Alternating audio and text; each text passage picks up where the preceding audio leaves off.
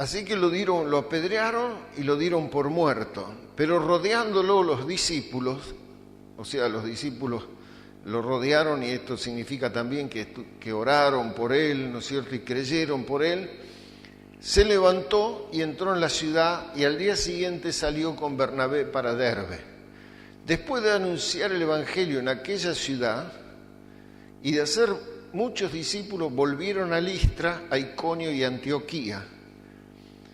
O sea, no se quedaron, aún lo apedrearon, lo dieron por muerto, pero siguieron adelante, porque ellos habían entendido cuál era el propósito de Dios para sus vidas. Entonces, a pesar de que los dieron por muertos, los apedrearon hasta creer que estaban muertos, Pablo se levantó y siguió adelante con su compañero.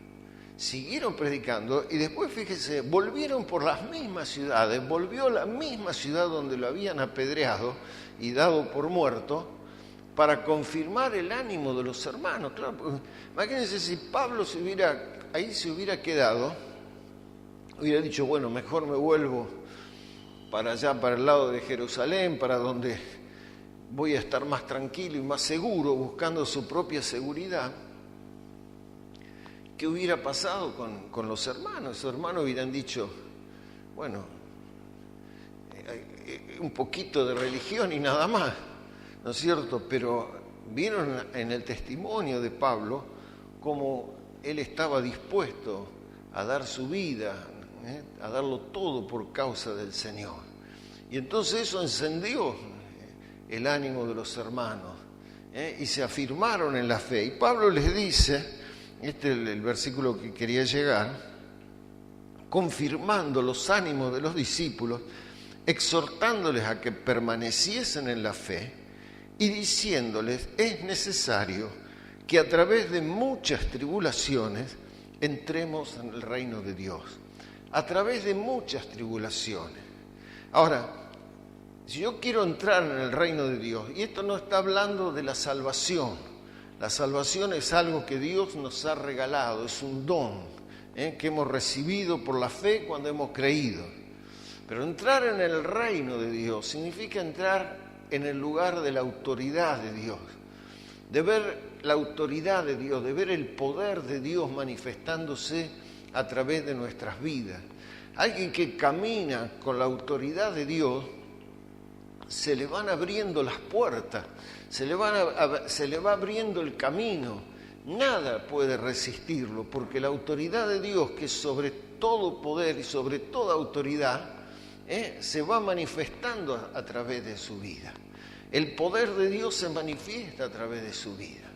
Una cosa es ser un creyente, como a veces antes decía el hermano Néstor, que calienta los bancos, y otro es un creyente que donde va, la gloria de Dios se manifiesta. Va a un lugar, por ahí se encuentra con un enfermo, le piden oración, ora, la vida se sana. Porque no es solamente que Dios responde la oración del pastor. Yo, encantado cada vez que me piden oración o me llaman para orar, yo oro o voy a orar. Pero también Dios lo quiere hacer a través de cada uno. No necesariamente a través de un hermano solo.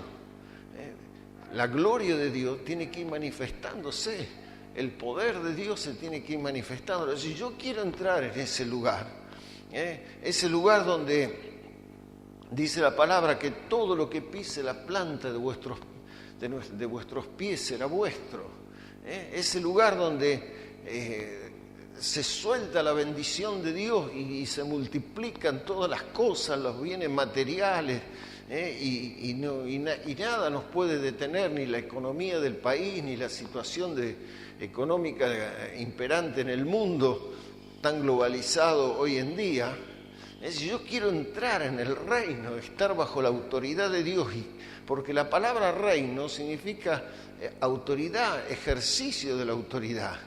El reino de Dios es donde se hace la voluntad de Dios, como dice el Padre Nuestro, dice, Padre nuestro que estás en los cielos, venga a nosotros tu reino y hágase tu voluntad, así como se hace en los cielos, así también en la tierra.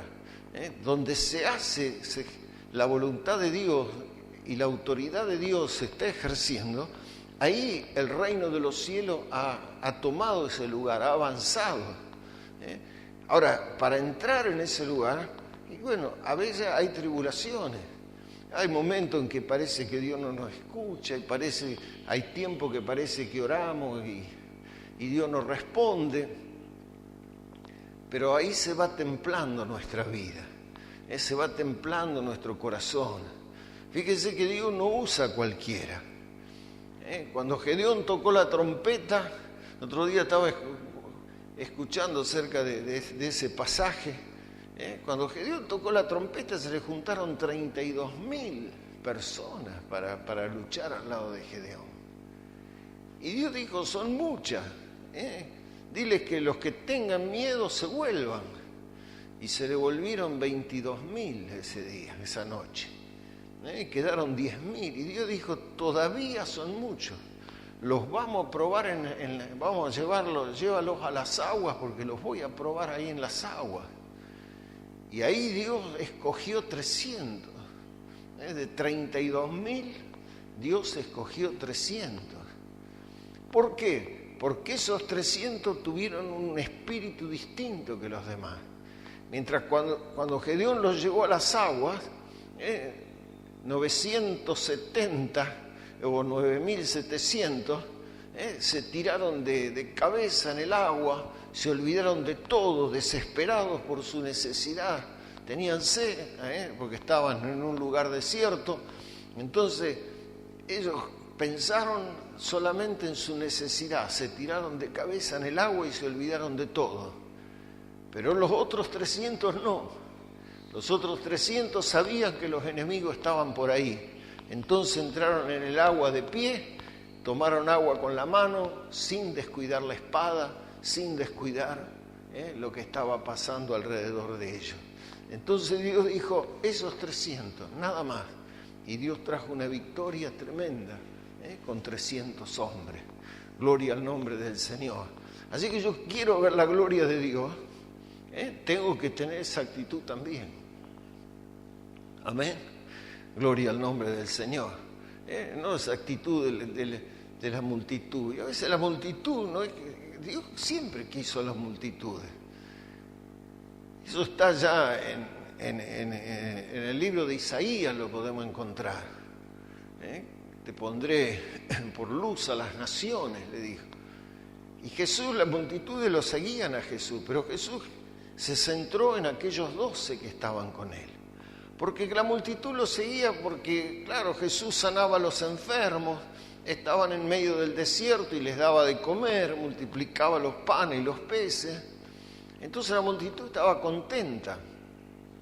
Pero cuando Jesús habló un poquito duro, se fueron todos. Y Jesús le dijo a los 12, si ustedes se quieren ir también, váyanse. Pero ahí Pedro le dijo, ¿a dónde iremos? Porque solo tú tienes palabra de vida eterna. Ellos habían entendido, habían visto otra cosa, habían conocido al Señor. Entonces sabían que lo que el Señor les daba, lo que el Señor tenía, no lo iban a encontrar en otro lado. Y entonces permanecieron firmes. Gloria a Dios. A través de muchas tribulaciones vamos a entrar en ese lugar. Nos cuesta, pero no está cerrado. El velo del templo se rasgó cuando Jesús entregó su espíritu y consumó la obra, así que está abierto el camino. El problema somos nosotros, el problema está en nosotros, que somos inconstantes, que nos cansamos, que tenemos un montón de cosas por delante. A veces cualquier cosita nos frena, cualquier cosita nos saca.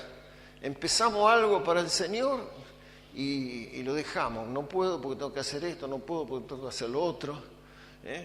Y entonces lo que empezamos lo dejamos y somos inconstantes. Entonces Dios requiere vidas constantes, que cuando ponemos la mano en el arado la pongamos hasta el fin. Empezamos algo, por eso dice la Escritura, si voy a hacer una torre, en uno de los evangelios, me acuerdo, creo que Mateo habla, o Lucas, perdón, el que va a edificar una torre, dice, tiene que calcular primero los gastos, a ver si la va a poder edificar. Si no, va a empezar y no va a terminar y se van a burlar de él. Entonces, si voy a hacer algo para el Señor, tengo que ver si realmente lo voy a hacer. A veces no tengo los recursos, pero tengo una palabra.